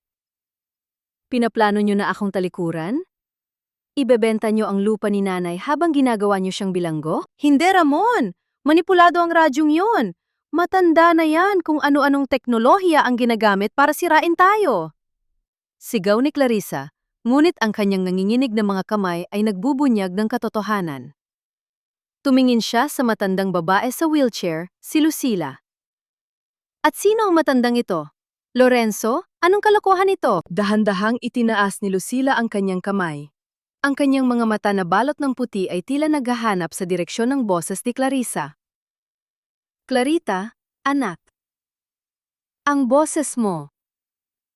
Kahit anong tamis ng pananalita mo, kilala ko ang talim ng dila mo. Hindi kita kilala. Captain, paalisin niyo ang mga taong ito," hiyaw ni Clarissa. "Manahimik ka, Clarissa." Ang autoridad sa boses ng barangay captain ay nagpatahimik sa buong silid. "Lorenzo, bakit mo dinala rito ang babaeng ito? At ano ang kinalaman niya sa kasong ito?" Lumapit si Lorenzo, ang kanyang mukha ay seryoso. "Captain, dinala ko rito si Lucila para patunayan na ang bawat salitang lumalabas sa bibig ni Clarissa ay isang kasinungalingan. Hindi siya ulila. Iniwan niya ang kanyang tunay na ina sa hirap para magpanggap na mayaman sa harap ni Ramon. At higit sa lahat, tumingin si Lorenzo kay Matilde. Narito si Lucila para sabihin ang totoo tungkol sa lupang ito. Naramdaman ni Matilde ang kaba. Ito ang bahagi ng kanba o pagsusugal niya. Kung ang lupa ay pamananga ni Manuel kay Clarita, maaring matalo siya sa batas. Ang lupang yan, ang boses ni Lucila ay mahina ngunit malinaw, ay hiningi ni Manuel sa akin noon. Sabi niya, ibebenta niya ito kay Matilde dahil kailangan niya ng pera para sa negosyo. Pinapirma niya ako sa isang dokumento ng pantalikod sa karapatan, kapalit ng pangakong susuportahan niya si Clarita. Nanlaki ang mga mata ni Matilde. "Ibinenta niya sa akin?" "Opo, Nanay Matilde," pagpapatuloy ni Lucila. "Alam ni Manuel na ang bawat sentimong ibinabayad niyo sa kanya ay galing sa pagod niyo sa sari-sari store. Ayaw niyang maging dehado kayo. Ang lupang iyan ay sa inyo, Nanay Matilde. May kopya ako ng dokumentong iyon, itinago ko sa loob ng maraming taon dahil alam kong darating ang araw na gagamitin ito ni Clarita laban sa inyo." Inabot ang social worker ang isang luma at naninilaw na papel sa barangay captain. Ito ay isang deed of absolute sale sa pagitan ni Manuel at Matilde Santos na may pirma ni Lucila bilang saksi at unang nagmamay-ari, basa ng captain. Ibibig sabihin, ang paglilipat ng titulo na ginawa ni Ramon at Clarissa kamakailan ay base sa isang kasinungalingan na ang lupa ay inheritance ni Clarissa. Ito ay fraud, panloloko. Hindi! Akin ang lupang iyon! Ako ang anak! Nagwala si Clarissa, tinangkang hablutin ng papel, ngunit mabilis siyang nahawakan ng mga tanod. Ramon, gawin mo ang paraan. Huwag kang tumayo lang dyan na parang tuod. Tumingin si Ramon kay Clarissa, pagkatapos ay lumapit kay Nanay Matilde. Lumuhod siya sa paanan ng kanyang ina, humahagulgol. Nay, patawarin niyo ako. Naging bulag ako, naging duwag ako. Akala ko ginagawa ko ang tama para sa ating lahat. Hindi siya tinignan ni Matilde. Ang sakit ay masyadong malalim para sa isang simpleng pagluhod. Ang pagpapatawad, Ramon, ay hindi hinihingi sa sahig ng barangay. Ipinapakita yan sa gawa. At sa ngayon, ang nakikita ko lang ay ang anak na hinayaan akong ituring na baliw sa sarili kong tahanan. Hinarap ni Matilde si Clarissa. Lumapit siya ng dahan-dahan. Ang kanyang dignidad ay kasintindi ng sikat ng araw. Clarita, ang akala mong alas ay naging mitsa ng iyong pagbagsak. Ang sari-sari store ko ay maliit, pero ang pundasyon nito ay katapatan. Isang bagay na kailanman ay hindi mo natutunan. Hindi pa tapos ito! Banta ni Clarissa, ang kanyang mga mata ay nagdininga sa galit habang hinihila siya ng mga tanod palabas. Nailipat na ang titulo sa pangalan ko. Nakanotaryo na iyon. Magkita-kita tayo sa korte. Oo, magkikita tayo sa korte, sagot ni Matilde. Dahil ang susunod na dokumentong pipirmahan mo ay ang iyong sentensya. Nang may labas na si Clarissa, lumapit si Lorenzo kay Matilde. May inyabot siyang isa pang bagay, ang kanyang cellphone. Nanay, lahat ng nangyari kanina sa van at ang pagtatangka ni Clarissa na saktan kayo sa kalsada ay nakavideo. Sapat na ito para sa abuse against elderly. Ngunit tumingin si Matilde kay Lorenzo nang may pagdududa. Salamat, Lorenzo, pero bakit mo ito ginagawa? Bakit mo ipinahamak ang sarili mong kapatid? Ngumiti ng mapait si Lorenzo. Dahil ang lupang yan, nanay, ay hindi lang sa inyo. Yan din ang dapat na naging pambayad sa pagpapagagapot ni Nanay Lucila na ipinagkait ni Clarissa. Gusto ko lang makuha ang hustisya para sa nanay ko. At para sa inyo na itinuring akong higit pa sa isang delivery boy. Isang sandali ng katahimikan ang bumalot sa opisina. Ang kanbak ni Matilde ay nagbunga, ngunit ang premyo ay hindi lamang ang lupa, kundi ang masakit na katotohanan ng kanyang pamilya. Captain, sabi ni Matilde, itutuloy ko ang demanda, walang areglo. Gusto kong malaman ng lahat na ang isang matanda ay may boses pa rin, at ang boses na iyon ay hindi kayang patahimikin ng kahit anong pekeng karatula. Golden moment, si Matilde ay lumapit kay Lucila, hinawakan ng kulubot na kamay ng babaeng dati ay itinuturing niyang kaagaw. Walang salita, tanging isang mahigpit na pisil na nagpapahiwatig ng pagkakaisa ng dalawang biktima ng pagtataksil. Cliffhanger. Habang paalis na ang lahat, mabilis na lumapit ang isang sekretarya ng barangay. Captain, may tawag po mula sa bangko. May nagtatangka raw pong mag-withdraw ng buong retirement fund ni Nanay Matilde, gamit ang isang special power of attorney na pinirmahan daw ni Ramon kaninang umaga. Napatingin si Matilde kay Ramon. Ramon, ano itong SPA na ito? Nanlaki ang mga mata ni Ramon. Nay, pinapirma ako ni Clarissa sa maraming papel kanina. Akala ko para sa hospital nyo. Ang labanan ay hindi pa tapos. Habang binabawi ang lupa, ang perang pinaghirapan ni Matilde sa loob ng 40 taon ay nasa bingit ng panganib. Ramon! Anong ginawa mo? Ang sigaw ni Nanay Matilde ay yumanig sa loob ng opisina ng barangay captain. Ang katahimikan ni Ramon ay sapat na sagot. Ang kanyang mga kamay ay nanginginig, at ang kanyang mukha ay kasing puti ng papel. Nay, sabi ni Clarissa, kailangan daw ng pirma ko para sa insurance nyo. Para kung sakaling may mangyari sa inyo sa Maynila, hindi ko alam na SPA pala yon para sa retirement fund nyo. Insurance? Ramon, 40 taon kitang pinalahi, pero bakit din yan kakadaling maloko? Bulyaw ni Matilde. Hindi na niya maramdaman ang pagod ng kanyang katawan, tanging ang hapdi ng pantataksil ang nananaig. Ang perang iyon, ang bawat sentimo ng kanyang retirement fund, ay ang bunga ng libu-libong gabi ng pagpupuyat sa sari-sari store. Iyon ang perang nakatabi para sa kanyang huling hantungan, at para na rin sa kinabukasan ni Ramon na ngayon ay unti-unti nang winawaldas ng kasakiman ni Clarissa. Captain, kailangan mapigilan ang withdraw na yan. Yan ang huling ipon ni nanay. Pakiusap ni Lorenzo sa barangay captain.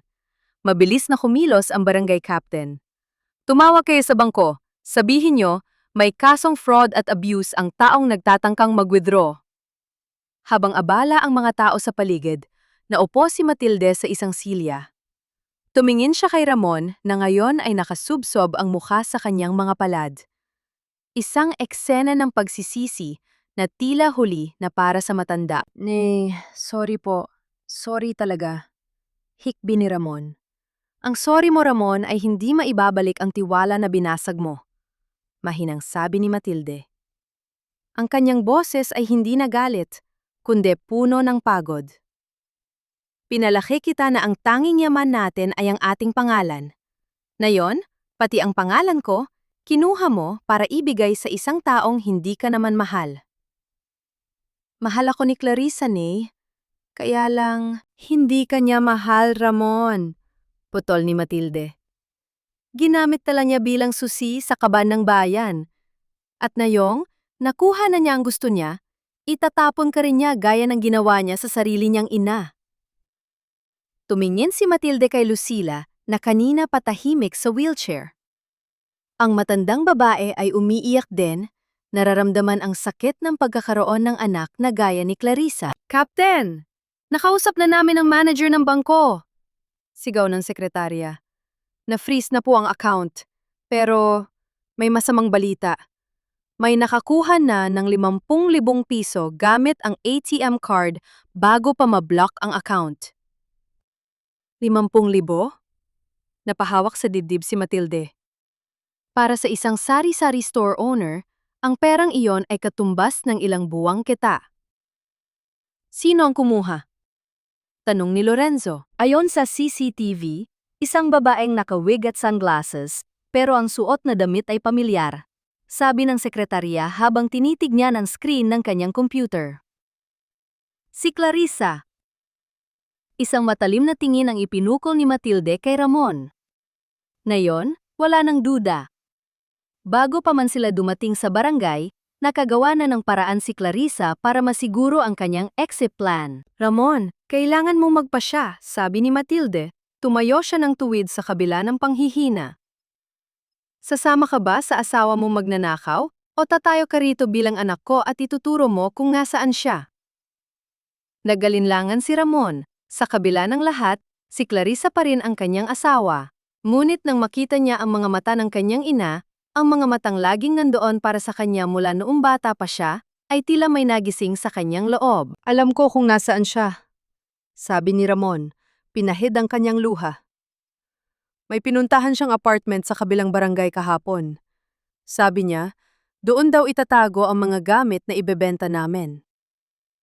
Mabilis na nagpadala ng mga tanod at pulis ang barangay captain kasama si Ramon at Lorenzo. Naiwan si Matilde at Lucila sa opisina. Isang sandali ng katahimikan ang namayani sa pagitan ng dalawang matanda. Patawarin mo ang anak ko, Matilde, bulong ni Lucila. Hindi ko siya pinalaki ng maayos. Hindi mo kasalanan, Lucila. Sagot ni Matilde, hinawakan niya ang kamay ng babae. May mga tao talagang pinanganak na may anay sa puso. Ang mahalaga, narito na tayo. Hindi na tayo pababayaan ng katotohanan. Golden moment. Kumuha si Matilde ng isang maliit na panyo mula sa kanyang bulsa, isang panyong may burda ng pangalan ni Ramon noong sanggol pa ito. Pinunasan niya ang sarili niyang mga luha, naisip niya ang lahat ng sakripisyo niya sa sari-sari store. Ang bawat barya ay may kwento ng pagmamahal, ngunit sa gabing ito, napagtanto niya na ang tunay na retirement ay hindi ang pagkakaroon ng maraming pera, kundi ang pagkakaroon ng payapang isip at malinis na konsensya. Lumipas ang 2 oras. Bumalik ang van sa barangay hall. Bumaba si Ramon, hawak ang isang bag. Sumunod si Lorenzo na may bitbit na posas na ngayon ay nakakabit sa mga kamay ni Clarissa.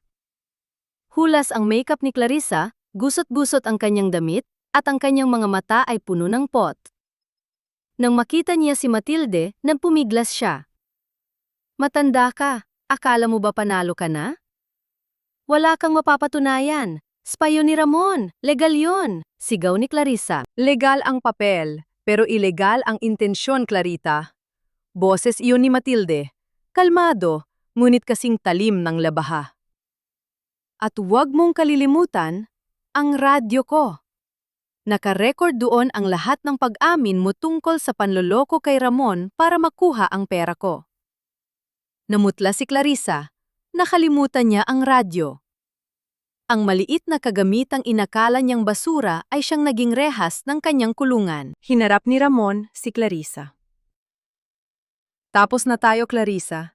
Ibibigay ko lahat ng testimonya laban sa'yo. Hindi ko nahahayaang saktan mo ang nanay ko. Ipinasok na si Clarissa sa selda ng istasyon ng pulis. Habang hinihila siya palayo, tumingin siya kay Lucila. Isang sandali ng pagkabigla ang dumaan sa kanyang mga mata nang makita ang kanyang ina, ngunit mabilis itong napalitan ng pagkamuhi bago siya tuluyang nawala sa paningin. Naiwan si Matilde sa labas ng barangay hall, nakatingin sa madilim na langit ng Iloilo. Ang ulan ay nagsimulang pumatak ng mahina. Nay, tara na po, uwi na tayo. Aya ni Ramon, akma siyang aalalayan sa braso. Dahan-dahang inalis ni Matilde ang kamay ni Ramon. Uuwi ako, Ramon, pero mag-isa. Ang susi ng bahay at ng tindahan sa akin na muna mananatili. Kailangan mo matutong tumayo sa sarili mong mga paa nang wala ang aninoko o ang kontrol ng kung sino man. Cliffhanger. Habang maglalakad si Matilde patungo sa kanyang bahay, isang bulto ang nakatayo sa tapat ng kanyang sari-sari store. Hindi ito si Lorenzo, at hindi rin ito si Ramon. Isang lalaking naka-Amerikana, may hawak na dokumento. Ginang Matilde Santos? Ako ang abogado ng developer na binentahan ni Clarissa ng lupang ito. Nais ko lang ipaalam na ayon sa kontrata, may 3 araw na lang kayo para lisanin ang pwestong ito dahil bayad na ang down payment. Nanigas si Matilde. Ang akala niyan tapos na ang laban, ay may panibago pa palang banta. Ang titulo ay sa kanya, pero ang pera ay natanggap na ng iba. Paano niya lalabanan ang isang dambuhalang kumpanya na may hawak na pinirmahang kontrata? 3 araw? Kahit 3 minuto, hindi niyo ako mapapaalis sa lupang ito. Ang boses ni Nanay Matilde ay hindi nanginginig sa harap ng lalaking naka-Amerikana. Kahit basang-basa ang kanyang tsinelas mula sa ulan at pagod na ang kanyang katawan mula sa gulo sa barangay, nanatiling matatag ang kanyang tindig sa harap ng sarili niyang sari-sari store. Ginang Santos, pakiusap, huwag na nating pahirapan ang isa't isa, sabi ni Attorney Vion, ang abogado ng real estate developer. Inilabas niya ang isang asul na folder. Hawak namin ang pinirmahang contract to sell ni Ginang Clarissa Santos, ang tumatayo bilang inyong legal guardian, ayon sa mga dokumentong ipinakita niya. Natanggap na niya ang 5 milyong pisong down payment. Ang kumpanya namin ay buyer in good faith.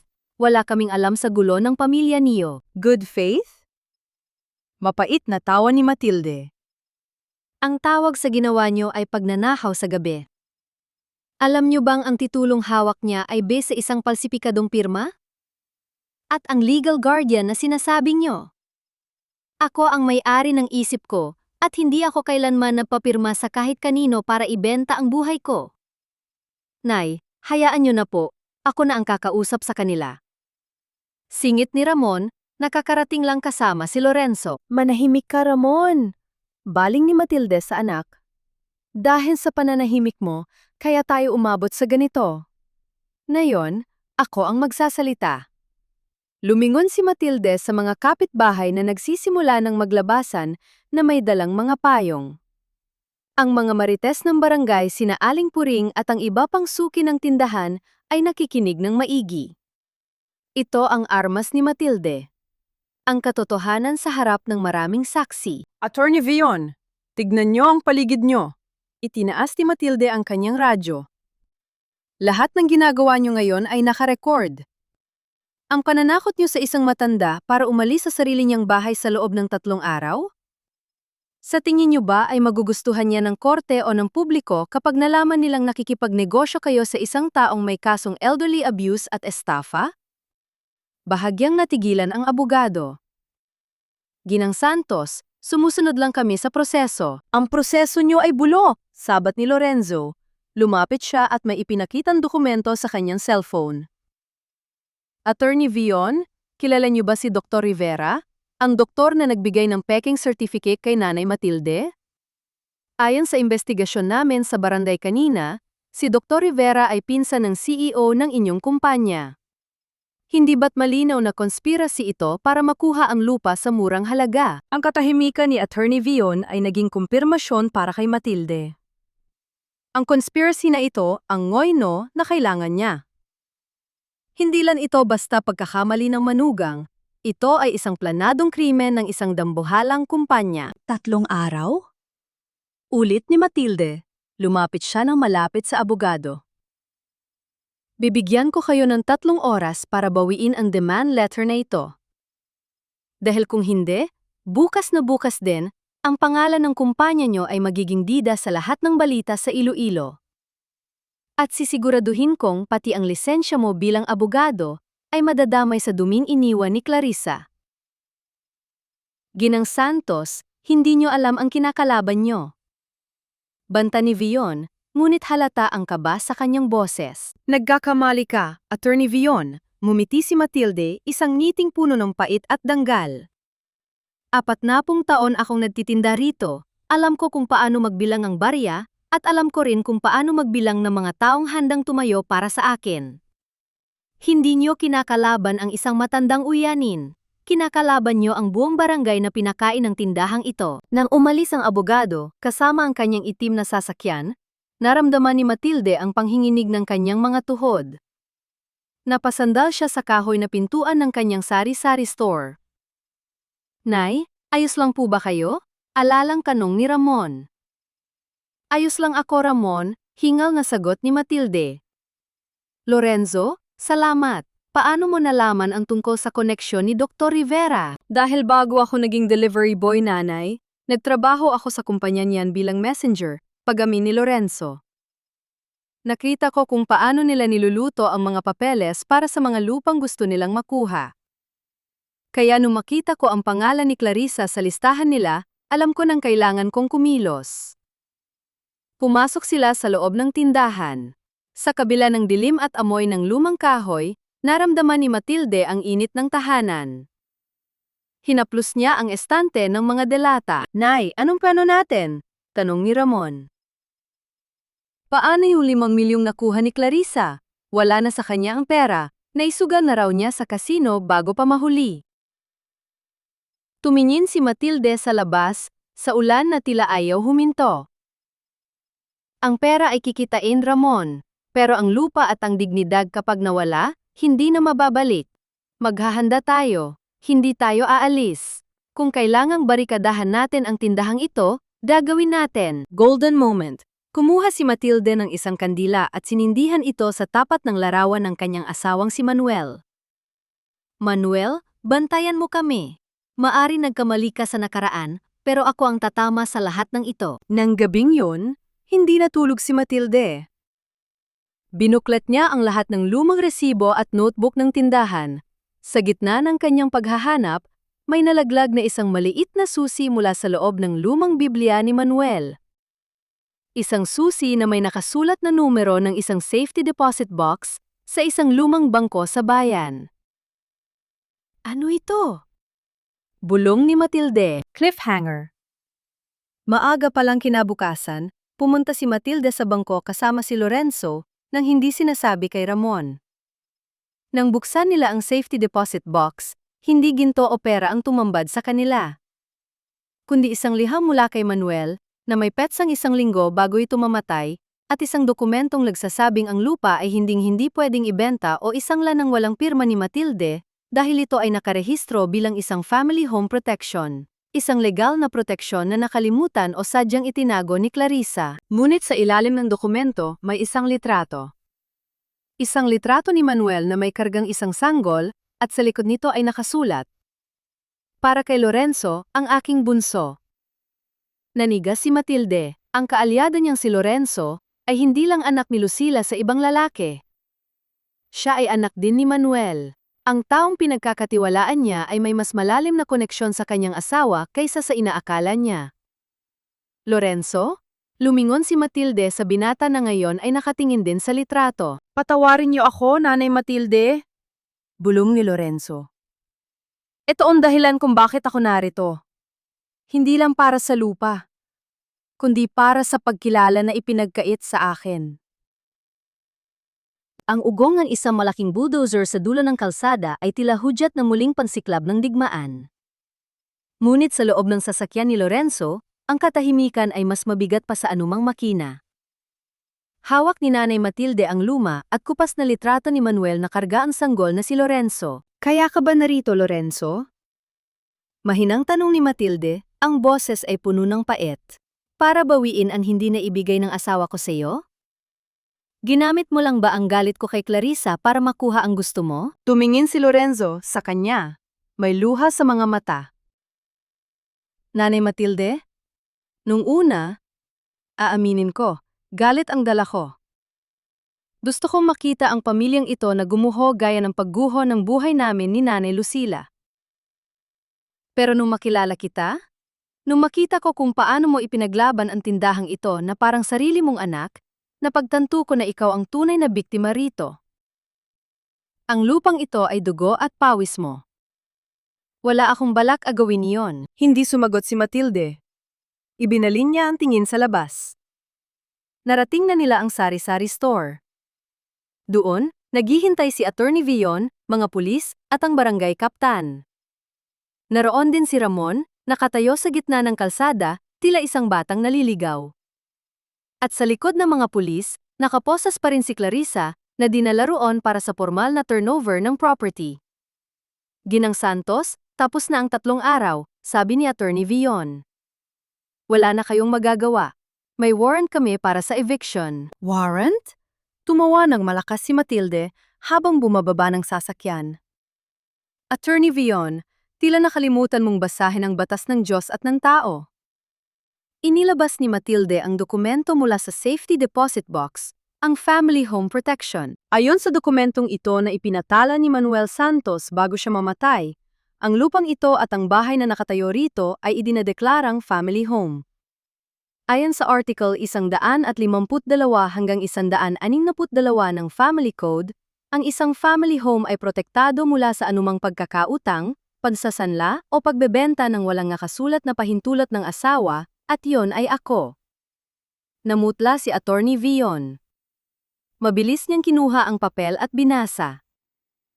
Pero, may titulo si Ginang Clarissa. Ang titulong yon ay batay sa isang extrajudicial settlement na hindi isinama ang asawa, sabat ni Matilde. Ibig sabihin, ang titulong yon ay void from the beginning, walang bisa. At ang 5 milyong ibinayad niyo kay Clarissa, singilin niyo sa kanya sa loob ng kulungan. Dahil ang lupang ito ay hinding-hindi niyo makukuha.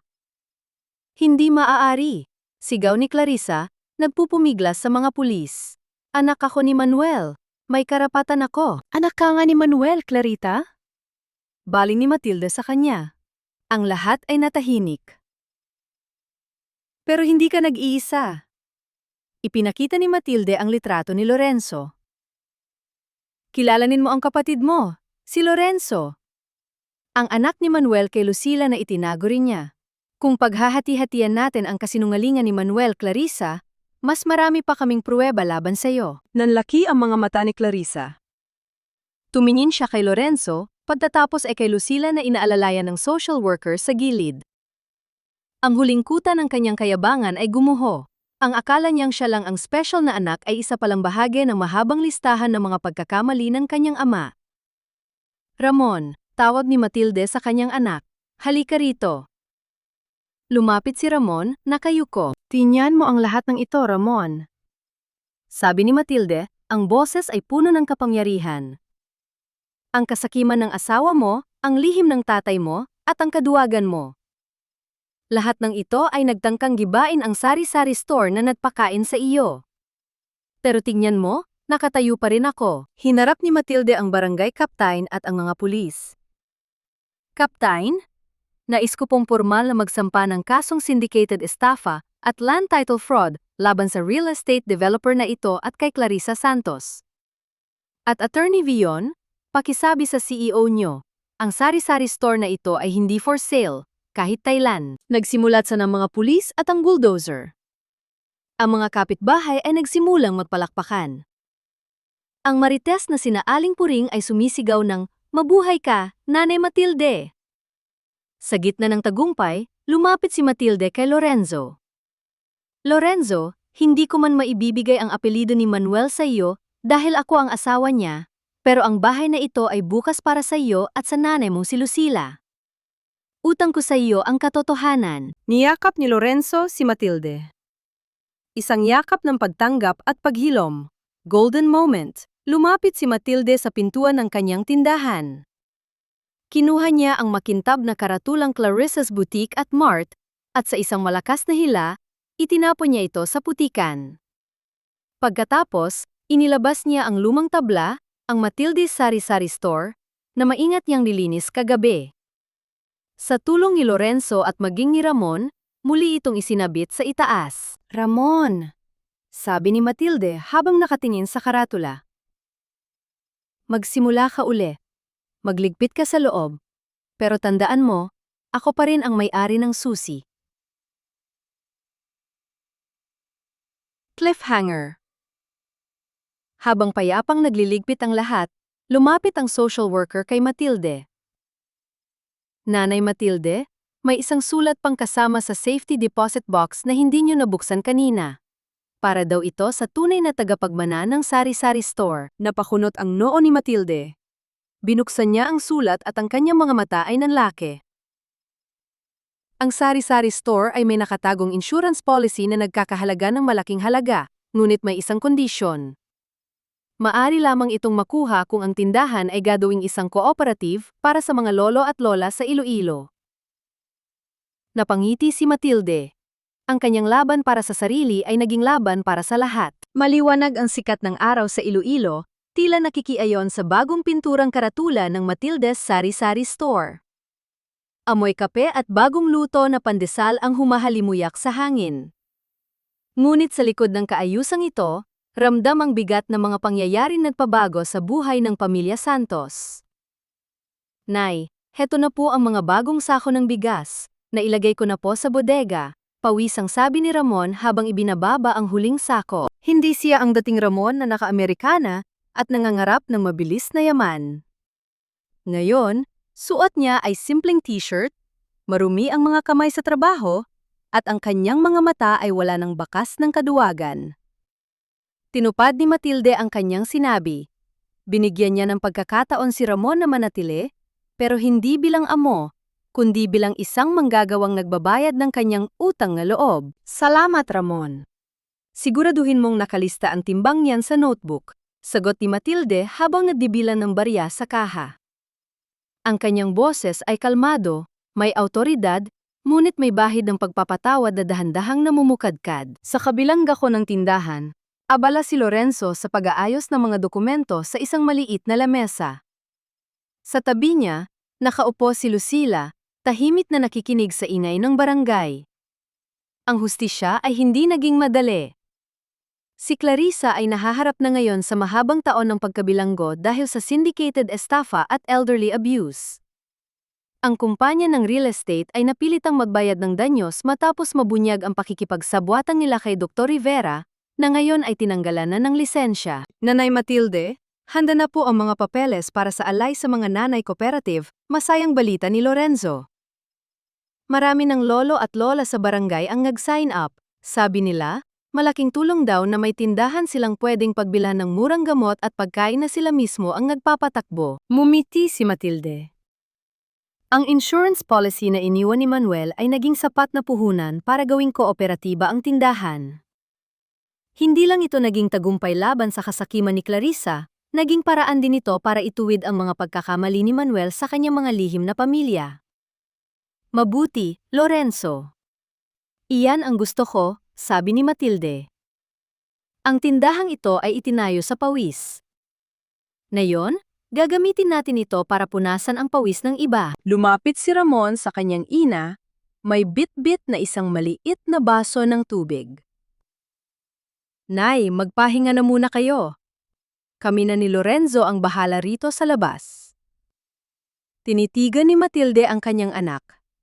Nakita niya ang tunay na pagsisisi sa mga mata nito. Inabot niya ang baso at uminom. Ramon, ang pagkakamali ay bahagi ng buhay. Pero ang pananatili sa pagkakamali ay isang pagpili. Natutuwa akong pinili mo ang tumayo muli. Nay, hindi ko na po kayo bibiguin. Pangako po yan. Bulong ni Ramon, bahagyang humalik sa kamay ng ina, ang pagmamano na dati ay ginagawa niya ng walang kahulugan, ngunit na yon ay puno ng paggalang. Hapon na nang magdesisyon si Matilde na maupo sa kanyang paboritong silya sa tapat ng tindahan. Pinanood niya ang mga batang bumibili ng candy, ang mga matatandang nagtatawanan habang nadaabang ang kanilang dibidendo mula sa kooperatiba, at ang mga marites na ngayon ay hindi na sismis ang dala, kundi mga kwento ng pagtulong. Kinuha niya ang kanyang lumang radyo, wala na itong REC na kailangang pindutin. Pinatugtog niya ang isang paboritong awit ni Manuel. Manuel? Naririnig mo ba? Bulong niya sa hangin. Ang lahat ng iniwan mong gulo, naayos ko na. Ang mga anak mo, ngayon ay magkapatid na ang turingan. Ang tindahan mo, ngayon ay sa buong barangay na. Maaari ka nang mamahinga ng payapa. Sa huling sandali na kabanatang ito, hindi na si Matilde ang biktima. Hindi na siya ang matandang ulyani na kinulong sa dilim. Siya ang Nanay Matilde, ang reyna ng sari-sari store, ang tagapagtanggol ng dangal, at ang ina na nagturo sa lahat na ang tunay na yaman ay hindi nasusukat sa titunan ng lupa, kundi sa lalim ng pagmamahal at lawak ng pagpapatawad. Isang taon ang lumipas. Isang malaking selebrasyon ang nagaganap sa barangay hall. Ipinagdiriwang ang unang anibersaryo ng Alay sa Mga Nanay Cooperative. Ang sari-sari store ni Matilde ay lumawak na, meron na itong maliit na klinika sa tabi para sa mga senior citizens. Si Lorenzo ang tumatayong manager, habang si Ramon ang head ng logistics. Si Lucila naman ay may bago ng prostesis sa mata at masayang nakikipagkwentuhan sa mga kapwa niya lola. Si Matilde? Naroon siya sa entablado, tumatanggap ng parangal bilang Most Outstanding Citizen ng Iloilo. Ngunit nang tawagin ang kanyang pangalan, hindi siya tumayo ng mag-isa. Hinawakan niya ang kamay ni Ramon at Lorenzo at isinama sila sa harap. Ang parangal na ito ay hindi para sa akin. Panimula ni Matilde sa kanyang talumpati. Ito ay para sa lahat ng mga ina na inakalang wala na silang boses dahil sila ay matanda na. Ito ay para sa mga pamilyang nagkawatak-watak dahil sa lihim, pero muling nabuo dahil sa katotohanan. At higit sa lahat, ito ay para sa ating munting tindahan, ang saksi na hanggat may isang taong marunong lumaban para sa tama, hindi kailanman magsasara ang pintuan ng katarungan. Sa dulo ng programa, isang liham ang dumating mula sa correctional facility, mula kay Clarissa. Hindi ito binuksan ni Matilde sa harap ng marami. Sa halip, dinala niya ito sa harap ng altar sa kanyang bahay. Binasa niya ang maikling sulat. Nanay Matilde, patawad. Ngayon ko lang naintindihan kung bakit mahal na mahal ka ni Ramon. Salamat sa pag-aalaga kay Nanay Lucila. Tinupi ni Matilde ang sulat at inilagay sa loob ng kanyang Biblia. Hindi niya alam kung kailan siya magiging handang bisitahin ang manugang, pero sa gabing iyon, naramdaman niya ang huling piraso ng tinik sa kanyang puso na tuluyan ng nabunot. Lumabas siya sa balkonahe, tumanaw sa kanyang sari-sari store na kumukutitap ang mga ilaw sa gabi. Ang tindahan ay bukas pa rin, dahil ang paglilingkod ni Nanay Matilde ay wala ng katapusan.